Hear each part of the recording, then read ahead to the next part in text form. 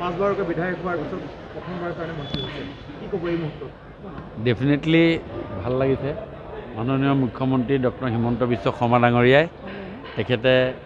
আজি মোক মন্ত্ৰিত্ব দিলে তেখেতৰ মন্ত্ৰীসভা কেবিনেটৰ স্থান দিলে মই তেখেতক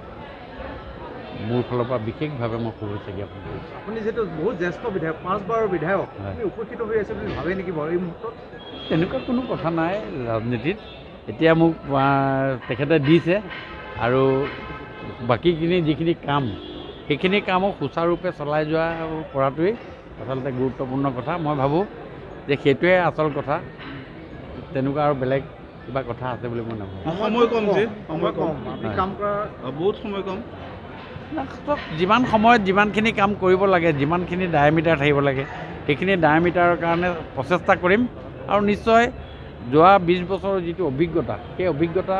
যিটো বুটলিছোঁ সেইখিনি সুন্দৰৰূপে কৰিবৰ কাৰণে প্ৰয়াস কৰিম কোনটো বিভাগ চলাবৰ কাৰণে আপুনি ভাল পাব সেইটো এতিয়াৰ মুখ্যমন্ত্ৰী মহোদয় যি বিভাগকে দিয়ে সেইটো বিভাগকে চলাব সেইটো কাৰণে সময় উলিয়াই সংগীত চৰ্চা কৰিম আপোনাৰ ভীমকলে কাম দিছে